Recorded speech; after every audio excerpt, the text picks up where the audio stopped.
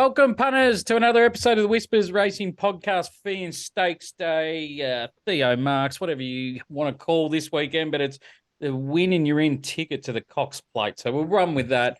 We'll be previewing races 8 and 9 from Moonee Valley and Rosehill race 10, bets around the grounds, multi and pineapple of the week. But more importantly, we're joined by Matty. How are you, Matty? Going well, Worm. How are you, mate?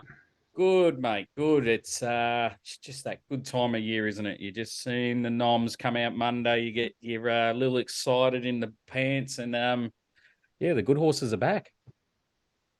Absolutely, yeah. What a cracking weekend of racing it was last weekend, and looking forward to the weekend ahead. I do find these type of weekends hard, especially with these 3-year-olds. Well, sometimes it feels like you're throwing darts at these 3-year-olds, but that is your expertise. But yeah, looking forward to both the Valley, seeing how that plays, and obviously up in Sydney as well. Yeah, 100%. It's fitness against first up runs. You just got to try and pick them apart. What horses grand final? So that's why we're here to do it for you.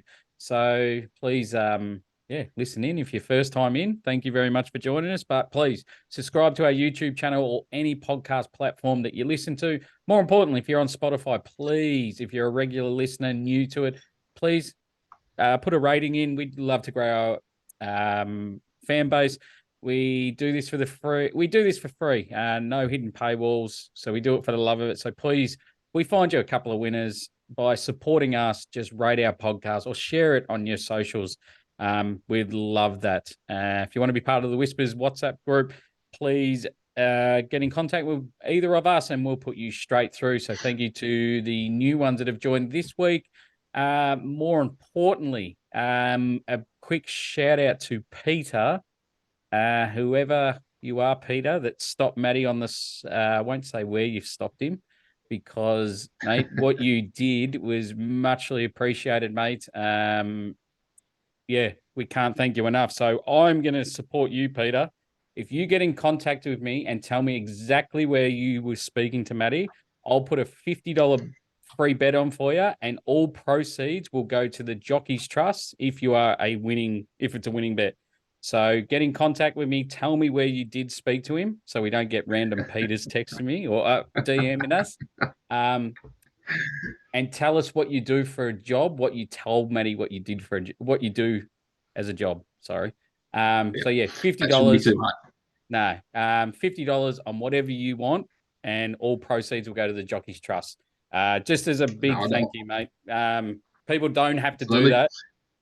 And yeah, the world we live in is quite negative. And yeah, to do that, mate, muchly appreciated what you did. No, indeed. It was very humbling being stopped on the street and pointed out that you're on a podcast and the appreciation that he showed. So very nice from Peter. Just a good-looking rooster, Matty. That's why you stood out like a peacock. But no, thank you, Peter. Get in contact. Questions from the community, talking points this week. We had 2 questions from the community. One I do not want to talk about, and the other one I will talk about. Question from Phil. He asked, will Jamie Carr get back to her best? Now, obviously, we know she came back from injury. She's had 25 rides since her return. Now, in those 25 rides, she's had 2 winners, which is roughly 8% off the top of my head, 10 placings. Now, 13 of her 25 rides she's had, they've been under $5. So she's had her chances on good rides, according to the market. It's really hard to kick off where you left, especially off an injury, a long layoff. You're coming back in August when jockeys are starting to, find their rides, build those relationships again, and they're often riding. But normally she goes at 18%. I did say roughly 8% now, but I know a lot of people out there are judging her this week on what's happening, but I'm pretty confident she's going to come back pretty quick and ride doubles, trebles, big group ones. She'll have her name on the winners list. I've got no doubt. She's got the rides. They're just not good enough. They're not poor rides. They're good rides that she's having. So, yeah, she's race moments away from, dominating again. Thoughts, Matty? Yeah, no, it's a good call, mate. Agree with that in terms of ability wise. It'll be interesting to see what her management are able to do with securing some of these better rides. I know over the weekend, I thought seeing her at Caulfield, I thought she rode exceptionally well. She had a couple of placings and got home Nelthorpe, I think it was. Yep. So I think she rode exceptionally well on the weekend. What it's going to come down to across the spring is the rides her management have been able to secure her while she was injured. Because I know if you're a stable at the moment, heading into the spring, would you want to take the risk? Unsure of when she'd actually be coming back. So that would be my only question mark about Jamie Carr in terms of capability. Absolutely not a question in the world. No, correct. But she does have that court, or not court case, hearing from Racing Victoria about that lovely video that dropped of her and her friends. So that probably playing in her mind, not knowing what will happen. But no, I've got confidence in her. If she's on a horse that I like, I'm not downgrading whatsoever. So Not at all. don't if you want to write her off, you're going to be in strife. That's my opinion, but I think we're all going to be aligned. Question without notice, one. Yeah. Johnny Leake, is he back? Johnny Leake Jr. Yeah, Having the a bit of double on the weekend after you went to town on him. Is he back? mate, you had some fun when the first one lobbed and then the second one lobbed it. Mate, if you weren't walking into the racetrack with like a peacock, you were double peacocking after them because you were just dead set shouting over the bar at me, "Hey, Ken, Leke's got another." Look, maybe I've written him off on the wrong horse. Maybe Western Empire is cooked and it's not the trainer. The way those two won, wowee. Maybe I have to change my mind and maybe he can train. That was incredible. Devoted and Frigid. I thought Devoted could do what it did. Frigid, I didn't have anywhere near that. So, yeah, one to keep an eye on heading into the spring. And both ridden by Tatum Bull, which Didn't notice that. no, to put her on, wow. Good on her. It's good to see her back from injury and riding winners. Obviously, Ollie started the trend of retirements because Eduardo pulled the pin after last Saturday, and so did Nature Strip. Well documented. So I think a big thank you to the horses for what they have done for our industry. Eduardo was in no man's land in Victoria, then went up to Joseph Pride and found its form again. And it was the owners of that horse have dead set gone on a ride, and it would be a ride that we all want to go on too. So happy retirement to Eduardo. Definitely deserves it. And Nature Strip. Well, it's sad that he's gone out like that. And it was really well put by Chris Waller. He didn't show any signs of that. We just didn't know. And then when they pulled the trigger, there was just nothing there. The ride was probably questionable. Of J-Max, but it didn't hinder the chances. It got beaten a long way. So, but for what it did, all those wins with, could you name the trainers Nature Strip was with, Matty? Question without notice. Yeah. I reckon I read this during the week. All made up of Ballarat was definitely one. Darren Weir. Yep. You'll have to fill me on the rest. I did read her in the week. All right. So Nature Strip had 4 trainers. 5. So he's had Waller, Weir, Johnny Sadler. Yep.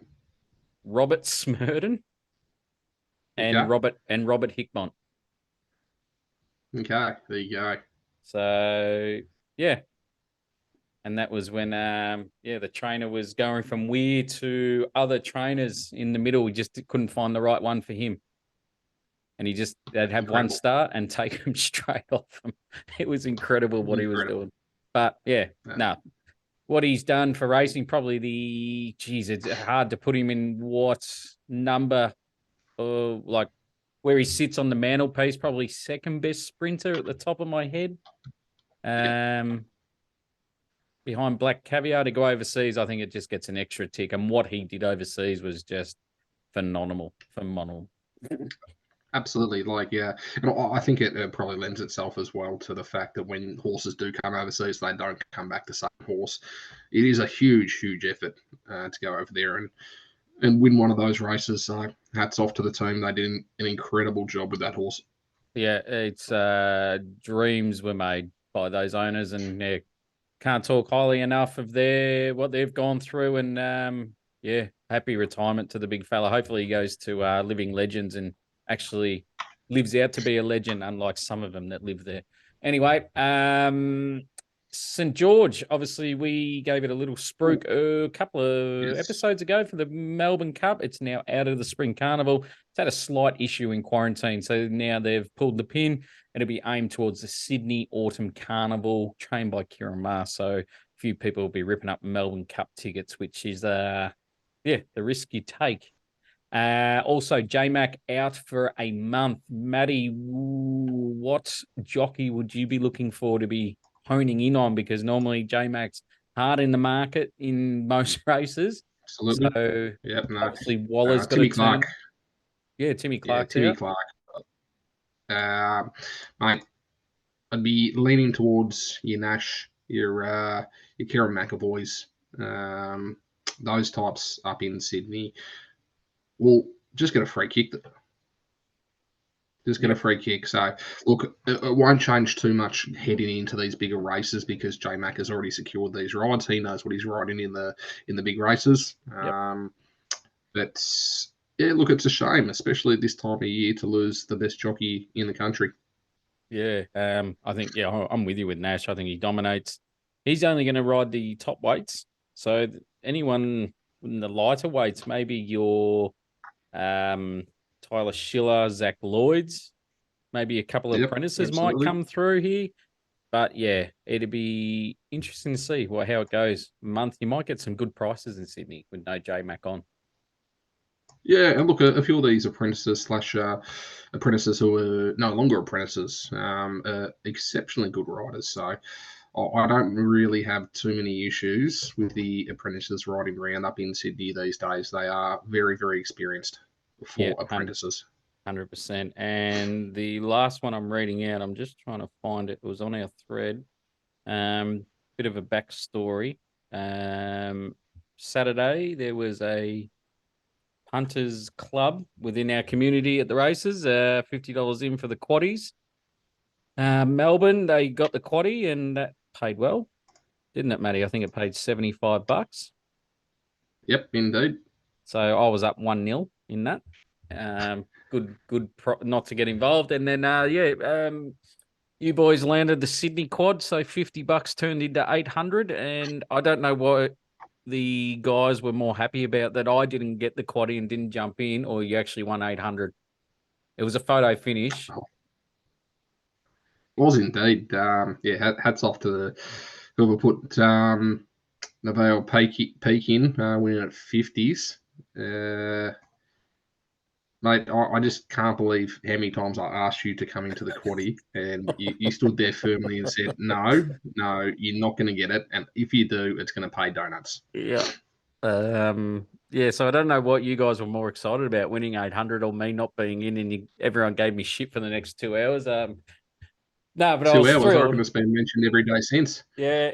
I went to Father's Day and my dad rolled in and said, "Oh, how'd you go on the quaddie in Sydney? I heard you got it." Yep, thanks, Dad. Fuck off. So that was a good Father's Day for him. Not even hi, how are you? It was straight in the door. He knew. But no, it was a ripping day to everyone that came out from the community. Thank you for coming. It was a great day. Winners galore. And yeah, topped off by the quaddie by the lads, except me. No, absolutely. And you were a winning punter leaving the track, though. So that ticked off everyone leaving the track as a winner. Yeah, 100%. Futures ticket. I'll start with the Caulfield Cup. Sorry. No change from me. I'll keep it short and sweet. Couple of horses have drifted, firmed. Notably, the Japanese horse break up 19s into 15s now. So good. Two horses are running that we've already had money on, Kovalika and Luna Flare. So they're running this week. I'm hoping they run nice races, firm up. Be even better if they win. Just smashes the prices in half. So I've got nothing to add. I just want to see how they run. And yeah, we'll go from there. Cox Plate, Matty, anything to talk about? Not a whole lot to talk about. In terms of Sydney, similar to you, I'm looking forward to seeing Kovalika. I think as a race like this pans out, it's got a horrible gate, so I'm not expecting it to win on the weekend, but expect it to run on well. I'm still interested to see what they do with that horse throughout the spring. Is it a Caulfield? Is it a Cox? Is it just one of the two, or is it both? So I'm interested to see that. And then obviously we've got the Feehan down in at Moonee Valley as well with a golden ticket into the Cox Plate. So yeah, look, a few things to watch out for. Is there any horses out of the Feehan that you want to take a price now, because whatever wins is going to almost half or come dramatically in, because we know it's going to be running in the Caulfield Cox Plate. So is there any horse that you're keen to look at? Let's run through them very quickly. Deny Knowledge, not for me. Luna Flare going to a Caulfield. Patrician, no. Victoria Circle, no. Globe, already too short. Gold, no. Alaskan God, interesting, no. Forget You, no. Pinstriped, I don't think so. King Magnus, I don't think that's nominated. Savel XL, no. Francesco Guardi, interesting to hear throughout the week what I mentioned that it could actually be going to a Cox Plate. So I think it's already in the market around about 26s. So I don't think. I think you'll find a similar price on the day to what they're currently paying, even though it might come into 15s during the week if it does win the Feehan. You should still be able to get around 20. So for that, no, I wouldn't be launching into that. El Bodogong, look, it goes around the valley exceptionally well. Third in the Cox Plate last year. I know they've settled into the what is it? What's the property that the Heathcotes used to have? Macedon Lodge. Macedon Lodge. It's settled in there exceptionally well. So, look, I expect that to run quite well.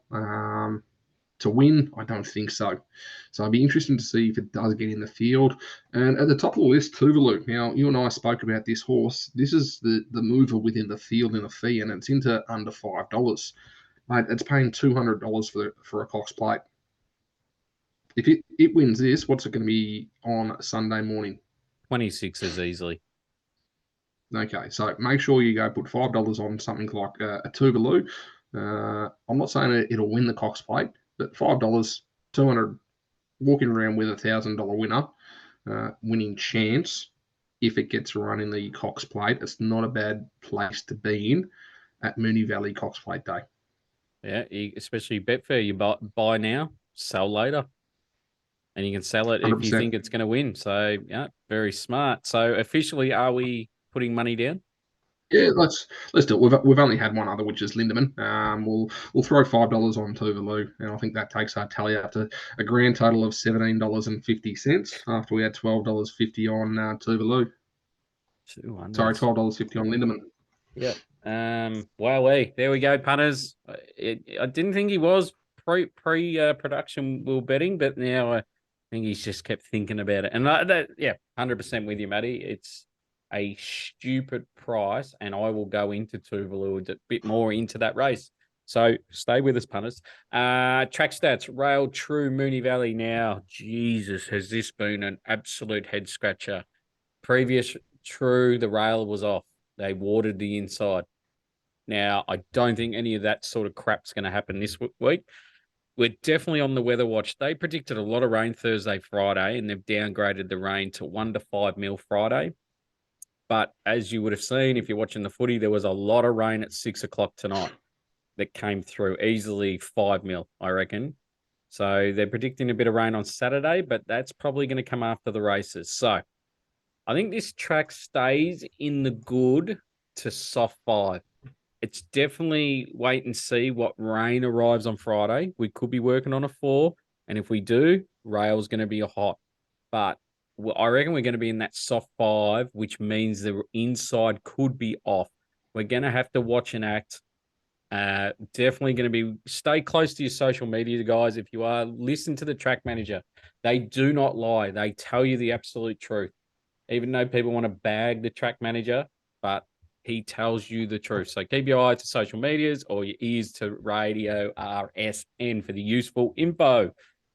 All right, races 8 and 9, Moonee Valley, race 10, Rosehill. I'll start with race 8, the McEwen Stakes, Group 2, 1,000 metres. I think this is an important race to have a look at. Good horses in this and talking about where they're going to be at. So odds, Giga Kick, $2 top odds, so roughly $1.90 though. Imperatriz, $4, Rothfire, $6, Akram Montula, $10, Zoustyle, 14, Cerides, 23s, and how's the Serenity, $80. Speed map here. Very, very interesting, this one. Gonna dive deep here. Zoustyle, Akramantula, I think both lead this from barriers 2 and 3. I think they're definitely going to be together. Will they take each other on? I think they will, especially if the inside's hot. They will cut each other up. Rothfire, Cerides could also fight for the lead here, but I reckon they might just map right behind them. Now, interesting here, Cerides 4, Rothfire 5, the 2 leaders in 2 and 3. Cerides here, Jamie Carr on board. She could easily play, what would you call it, jockeys here and keep this horse 3 wide, no cover, Rothfire. So interesting. Or does she just run a race, go straight to the inside, let Rothfire in? Interesting. Will be interesting though, especially that 800 to the 400, what they do. Now, how's the Serenity? I think it would just sit midfield. It led last start and dropped right out. So I don't think they'll want to lead here. They'll just camp behind and use barrier 1. Imperatriz and Giga Kiki. I think they both sit second last and last. Now, here's the interesting part. Imperatriz, Mick D on board. Does he do a Jamie Carr here and try and box Giga Kick in as long as he can? And then just go the widest and try and go around them like he did in the William Reid. If that does happen, Giga Kick's going to have to look for gaps. Yeah, the gap will open, but it's not going to be for long. So Willow's going to have to be poking his head through.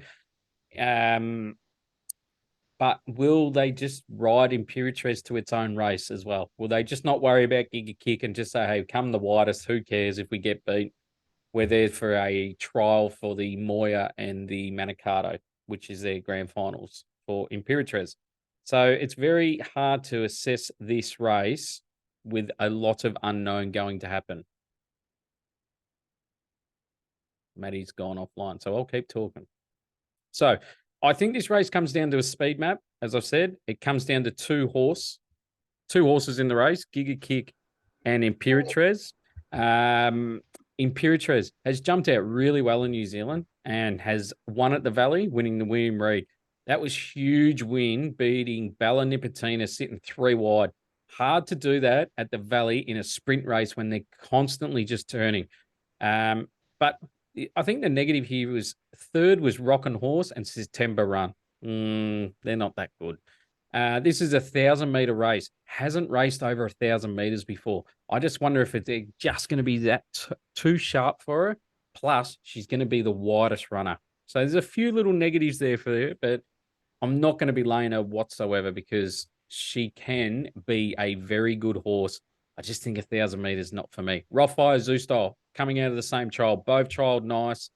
I can't take them on or talk anyone out of a back in these. They're always around the mark in the Group 1, Group 2 races. If the rail's okay, then Zoustyle will be supported in the market. I'm just worried Rothfire could be 3 wide, no cover, and that's a hard ask at the Valley, as I've said. Acro Mantula, fittest horse in the race. Nice win last start. I've mapped this horse outside leader, gets the gun run. Can't underestimate the most fittest horse in this race. That's why it's hard in the market. I've landed on Giga Kick here. Love this horse's jump outs. I know its grand final is the Everest, but I feel this horse wouldn't have lost much fitness from Brisbane. Probably stayed in light work. It's had 2 jump outs. Looks fit, looks strong. 1,000-meter stats. 2 starts, 1 win and a third. Will be interesting to see what Willow does with the ride. Does he ride for luck or just come down the outside with Imperatriz? Doesn't bother me because this is Australia's best sprinter, and I feel we will see that on Saturday. Matty, thoughts? I can't knock that whatsoever. Agree. $1.90's well and truly very sharp. The only other one that really took my fancy was the winner of this race last year, Rothfire. Yep. Now, Rothfire and the McEwen last year beat Zoostyle, Coolangatta, and the Inferno. It jumped from barrier number 4. It's got barrier number 5 here, settled third, fourth, and around about that $6 mark. And I can see that same thing happening again. Where do you see Giga Kick settling here from barrier number 6? Definitely near last. Yep.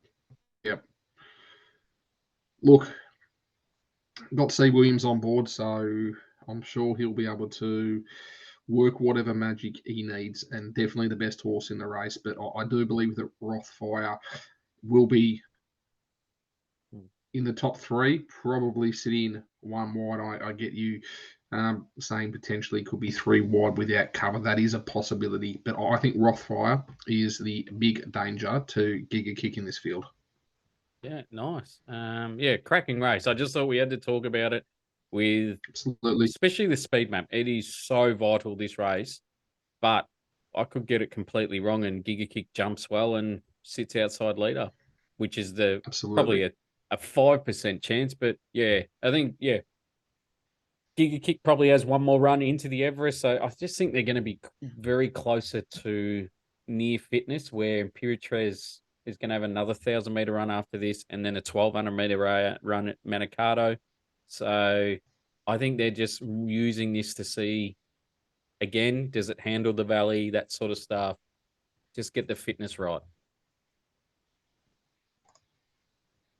Makes complete sense. And again, best horse in the field. So if it gets the run, it should be winning.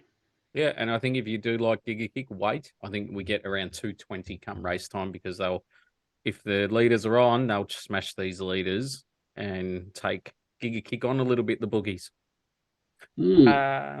Race 10, Matty, you want a preview from a Rosehill? Absolutely. Fingers crossed the internet stays with us. If it doesn't, I will be right back. Mates, before you give us the odds here, for a shorter distance race,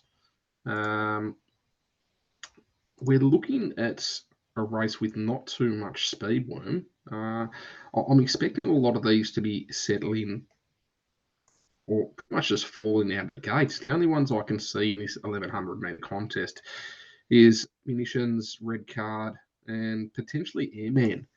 Coming from middle and potentially a little bit wider being Airman, that'll be pushing the speed on in this race.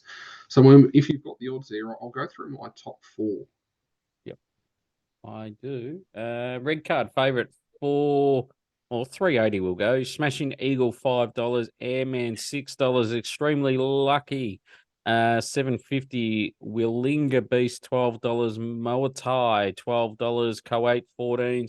Quick Tempo, 15s, and then you can have 20 plus the rest. Perfect. Thank you, mate. Look, as I mentioned, Worm, the speed isn't going to be huge in this race, and it's going to be interesting. If it is a slowly run race, a horse like Extremely Lucky that was quite flat first up and wasn't expecting it to. So I expect it to improve, but if there's not too much speed on, it could be a bit of a difficult job for Nash to actually get this horse from barrier number 10. I expect it to go back. It'll be flying home, but if there's no speed on, it could be a bit of a sit and sprint across the last 200-300 meters. So if for whatever reason it's a solidly run race, Extremely Lucky has definitely got a chance within this coming from the back. Motai, you mentioned in the market, new trainer Annabelle Neesham had a really impressive autumn, and I was quite impressed by the horse. I'm expecting it to improve here, and from a really good draw barrier number 6. Again, it's not going to get too far back. I expect it to be running midfield, if not better than midfield, And at 14s, I can certainly entertain Motai here under Annabelle Neesham. Worm, the two that I've got on top, Anthony Cummings versus James Cummings. Kotai versus Red Card. Kotai, again, another one at odds around $14. Looks to be the value here. And I'll excuse its last start at Hawkesbury. Prior to this, it was really competitive against the likes of Arth Cabin, Opal Ridge, Wee Nessie. Now, the one knock I've got on Coty here is the wide gate. From that wide gate, Jason Collette, he's going to need to make a bit of a decision. I hope he makes the call to go forward, and that way he should get cover and potentially sit midfield. If that's the case, I expect this horse to be around the mark. But we're in what I'm calling a fairly even race across, let's say, the top 7 in the market. I do have Red Card a fair way on top of the rest of these. Very, very good autumn prep, and that's after an exceptional spring/early summer campaign as well. It's going to map exceptionally well from barrier number 8. It'll probably just sit outside. I'd probably say, look, Airman could try and cross or Muticians, but I think Red Card, it'll either slot in behind Muticians or take the sit just on its outside. And from there, in a race that's not going to be exceptionally pacey, by the time they get to the 300-metre mark, I think it could hit the accelerator and really put the rest of this field to the burner. So I've got Red Card on top, understanding it's favourite, but around about that $4 you should be able to get at the moment. I think it is quite a good bet within this field. Worm, how did you see this one? Yeah, just doing a quick look while you were going through it, and I can see why you landed on Red Card. It's definitely rated well against what it's done, especially the last 3 starts. So finds the front almost, and yeah, that's going to be good enough. I've just one that I've found at odds here, and I reckon they'll support this once the recreational punters do their form. And that's number 6, Quick Tempo here, barrier 2. Probably going to sit midfield, but its last 3 starts, it was beaten 2.8 by Remark, Dragonstone, Andermatt on 4th of Feb. Then second up was Andermatt, Midwest, Quick Tempo, beaten 1.4, and then beaten 1.64 against a Royal Ascot runner, Cannonball. Can't take too much into that, but yeah, I think it just a bit over the odds. I'm keen to look at this jump out or trial it's had. It's had 1 and 1. Went okay in Eagle Farm. So yeah, just something at odds there. So I might play exactors with yours and mine and chicken dinner, I reckon, by the end of race 10. Yeah, and the other one that took my fancy, or that I did notice with Quick Tempo, is it's second up after having a run on the 12th of August, and its second up form is 2 wins and a third. So definitely much better fresh, this horse, which is going to be here. Yeah, definitely. No, well put, mate. And I think, yeah, play those 2 at the end of your quaddies, especially if anyone's asking for money for a quaddie, I suggest you put in. Just not talking from experience at all. Just take a half share. Yeah, just half a share. Just yeah. Don't be like me, punters. All right, race 9, the win, and you're in Cox Plate Group 2, 1,600 metres. Now, I know we were probably critical 12 months ago of how poor this race was, but I think they've finally got a good one, and this deserves a win in the ring style race with what we have got for Saturday. The odds, we got the favourite here, Globe, 330 and on the drift. Tuvalu, as you well put, Matty, is the firmer here, $5. Attrition, $7.50. Pinstripe, $8.50. Deny Knowledge, $10. Pounding, $12. Francesco Guardi, $18. And you can have $21 at the rest. Now, speed map here, very, very crucial. Deny knowledge, Savitu XL will lead this race. And this will be run at a very fast tempo because Deny Knowledge only knows one way. Savitu XL is going to be the roadblock. Globe and Tuvalu from 12 and 13 will both come across and probably use Savitu XL to come across. Globe will probably slot in after 200 meters, but Tuvalu might be 3 wide, no cover, but there's no pace on the inside here. Maybe Pounding from 7 pushes up. Goldman from 9 maybe pushes up as well and keep these horses out. But I think they might just look for easy runs from those barriers. There's a lot of midfield to back markers in this race. And I reckon this race will be won by the first 5 horses in running here, just due to the tempo and the spaces that they're going to create. Now, not saying there could be one horse here that just throws the speed maps completely out the door. I don't know who that's going to be. I just hope it's no one. So then I can actually have a bet in this race. This race, I've assessed this like whose grand final this may be and who you want to win to run in the Cox Plate. I think this eliminates a lot of horses. I feel Deny Knowledge, Global, Tuvalu, Pounding, Attrition are the ones we've got to work around here and are looking for the win and you're in option. Our Botagon, I'm going to say it, he's absolutely cooked and surely will be sold online very shortly. He just hasn't acclimatized after that Cox Plate. And yeah, if I hear anyone talk this up again, they need to ring Gamblers Helpline because that's all they've been doing this week is, oh, he's back to Moonee Valley. Oh, remember the last time he was at Moonee Valley? No, just put a line through it. Cooked, won't win. Luna Flare, Goldman, Francesco Guardi, I think have other grand finals in minds.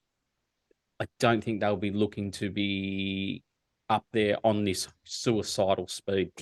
The only horse I would want to be on out of the PB Lawrence, that's Tuvalu. Was ridden like it was a barrier trial, but now I'm worried where it just lands in the running. If it slots in, gets a bum, I think it can win. I know I didn't like this horse as jump outs before its first up run, but its first up run and the support in the market tells me otherwise for this horse. So Tuvalu, go and watch its last run in the PB Lawrence. I think it was like a barrier trial. If Deny Knowledge gets left alone up front, this horse is good enough on its figures to win this race. So it wouldn't shock me. But I'm happy to and keen to be on Globe here.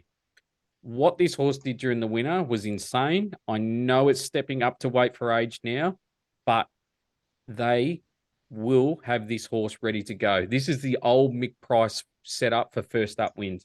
Jump outs have been awesome. Now, Jamie Carr has got off this horse and said, this is an unbelievable horse. So we've got to listen to this sort of chat that's going on. Now, all Jamie needs to do here is when they come along the side, she just needs to start building this horse into the race. Don't worry if they start to slow up and they sit and sprint. She just needs to peel 3 wide along the side at the 600-meter mark, take off, go for home.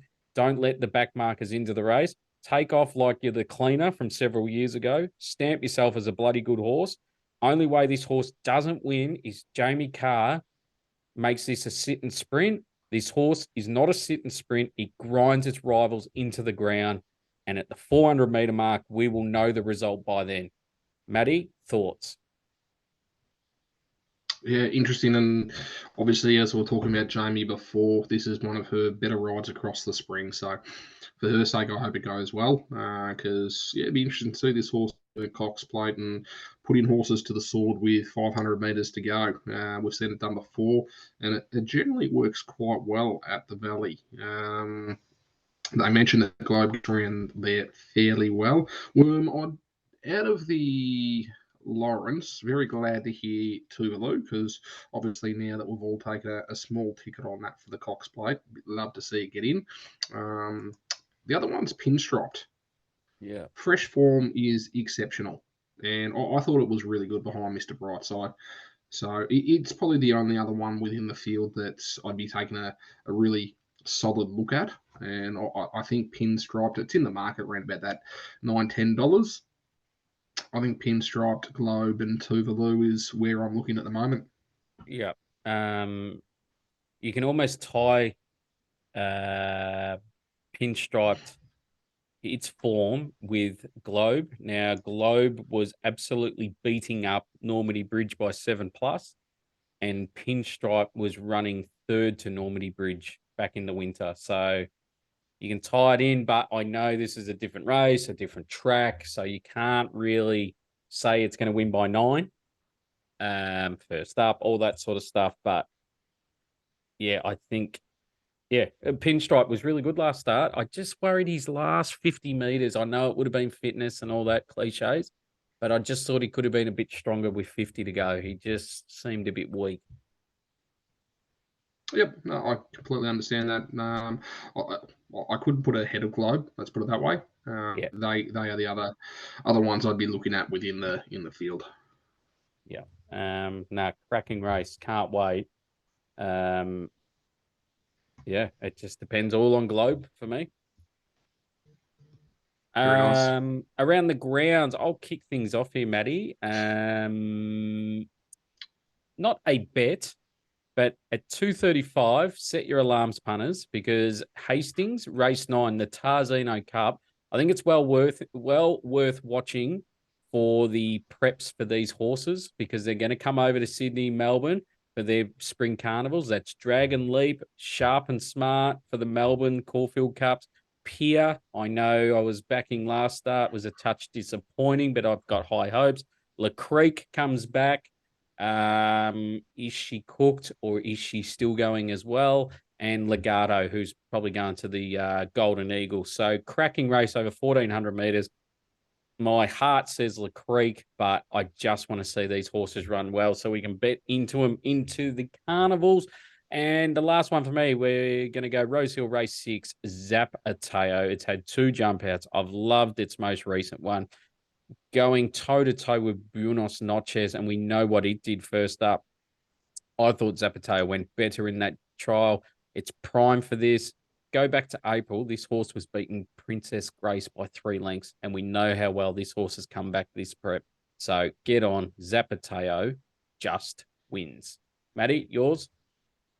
Very good. I think that's the first time you've ever gone first for around the grounds, and I know why, because we do our form very differently, very separately. However, we've landed on the same horse, race 6, Zapateo, up in Sydney. First up here, was keen on this a few weeks back when it did get scratched. Remember, a couple of thirds in the last group ones that it ran over in Adelaide and the Goodwood and the Sangster, and expecting it to go extremely well here.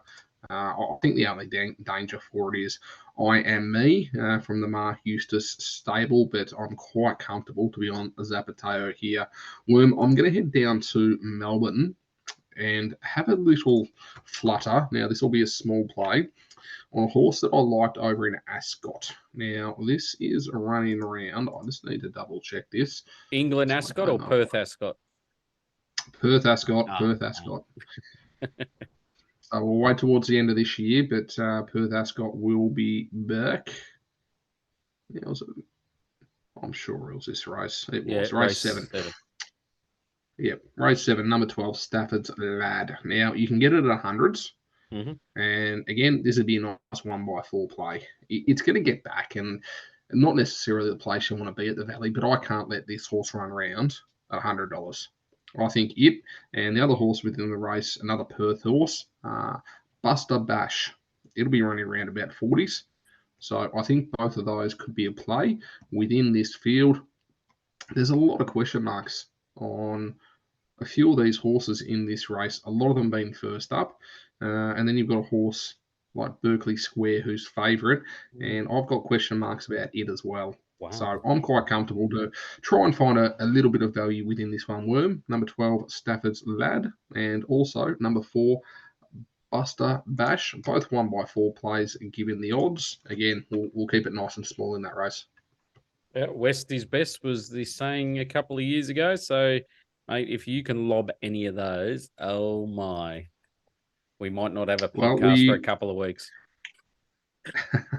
Mate, we're very, very close last week to getting a $34 Oh. pop up. But our old mate Wave Rider Boy scored the party. I've only just gotten over that race because I was the only dickhead that took it for the win, and everyone's like, yeah, each way. So I was the only one seething, and I've only just got over that. Far out. That was a good tip, mate. That is next level. So if anyone got on each way, well done. If you're a dickhead like me and went to win, come join my sorrows from the weekends. Well, mate, when you're taking $2, $3, $4 for the win, there's nothing wrong with taking $6, $7, $8 for the place. 100%. Yeah, it's a regrettable bet that was, but well That's done. right. All right, pineapple time. No, multi. We Oh, need to multi. find. We've got to find Apologies. out what we're going to get 3 out of 4 out of. Oh, bloody Lindemann, I tell you, for fuck's sake. Yeah, Putters, if there was a video going around of us on Saturday, our reaction to some rides and bets, wow, we could have been one of an Oscar, I reckon. It was some good viewing. Yeah, I think Lindemann let us down for the multi last week, didn't it? Nature Strip as well. Running fourth. Nature Strip. So all right, mate, I'll be taking Zapateo, but because we both aligned on this and both aligned on it separately, I'm quite comfortable to take Zapateo for the win, and then we'll be going race number 10 up in Sydney. Red card the place, please. Yep, I like it. I'm going to stay away from the races because I need more time with the track conditions, so I don't want to pile in. So I'm going to take a few shorties here. Penrith to beat New Zealand Warriors in the NRL on Saturday, I think it is. $1.12. Just take it, put it in every multi because I think New Zealand's best player is in doubt. And Washington Commanders to kick off the NFL to beat the Arizona Cardinals at about $1.30. Arizona will be lucky to win a game this year. They're tanking for pick 1, so take Washington there. That comes to $5. If you want to take them for the place, it comes to $3. So whatever way, Matty's going to take it to win, so we're going to back him in. And $5.50 for Penrith to beat New Zealand Warriors in the NRL, Washington to beat Arizona in the NFL Week 1, Zapateo to win, red card the place. Pineapple time. Geez, this was a bit harder than I thought it would be when I first did my first draft of the races. I'm like, yep, it's going to be Globe and Globe easily, but I think we just need to go back to our old mate here, Matty. He's only had 3 starts, and I think he's twice been a pineapple. Sapati, race 5, number 4. Oh, yes. I've loved these 2 jump outs. I know this horse's grand final is probably the Guineas, and keep it a secret, Matty. Cox Plate, maybe. But I think this. What do you reckon I was doing? I think this horse is just having a look, and I think they're going to try and win. This horse oozes class, which I can't say about his rivals. Loved what this horse did in the winter. It covered Sunsource quite easily back in the winter, and it came back and ran really well. So that gives me a bit of confidence. 1,200 shouldn't be an issue. Johnny Allen might be, but he should just camp right behind the leaders. Prove way too good for these. $2.60 is a good price to get involved, and Sapati will be saluting race 5, number 4 at the Valley. We're paying $34 for the Cox Plate at the moment. Got to probably win the Guineas to be a chance. Yeah, it's got to run top 3. I'd say it's got to win this and top 3 in the Guineas. Yep, 100%. So yeah, we're going to align with him. He's been one of our favourites, and yeah, I just think looking at the field, I can't be getting too excited about anything else. So in John Allen, we trust. Anything else to add, Matty? No, you just got me interested in Sapati. That's all. I did notice just during this, I just got an alert to say an angry Channel 7 have pulled out of the race for the Melbourne Cup sponsorship. So it'd be interesting to see. It'd be interesting to see what happens because from everything I heard, Racing Victoria were very keen to have Channel 7 back. Yeah, for the because Melbourne Cup Carnival. Tab's got the rights, and now they're looking for the best suitor which was going to plus be Channel 10. no Channel 10 of won't get it. They've got the current rights. Yeah, current. So next year we're talking. Sorry. Mm, Channel yeah, 9 obviously are the Lone Wolf. But yes. how does Channel 7 run it when they've already got the Sydney Carnival? Oh, I think they run it exceptionally well. I think Oh yeah. they. But do you run it side by side or do you run it on two stations like 70 and 72? I think you run it side by side. I think they've got. They've shown that they can do that on a Saturday at the moment. Yeah, yep, 100%. And it's good coverage. I don't mind Uh, watching it. no, I think they're doing a sensational job. I think that's one of the reasons that the the Melbourne Cup Carnival has probably flailed a little bit over the last 2 years. That's because of the coverage. It hasn't been sensational. But anyway, No. mate, that I'd be interesting to read why Channel 7 are out of the running. Especially they've got a good relationship with Tab. So have Tab overpaid and going to lose them Not all sure. money. Oh, could be Not a sure. few interesting conversations at the TAB this week, eh? Oh, All right. Well, we might have that as a talking point next week. You can fill yeah. us in on the in and unders of TAB. No, it won't be doing that. But yeah, no, thank you for all joining us. Please rate and subscribe and stay close to our socials because we are quite active with our bets on there and tip sheets and all that sort of stuff. So get involved in that as well, punters. Have a great weekend. Happy winning your in Cox Plate Day and speak to you all next week for, I don't know what it is. It'll be good racing, no? Indeed. Go Not a Blues. good person, but it just goes to show that good things do happen to bad people. So anyone out there who's up against the wall, fucking stick to it. Every cent you got, your rent, your electricity bill, if you're going to buy your missus a ring, don't fucking do it. Keep punting. Keep fucking punting.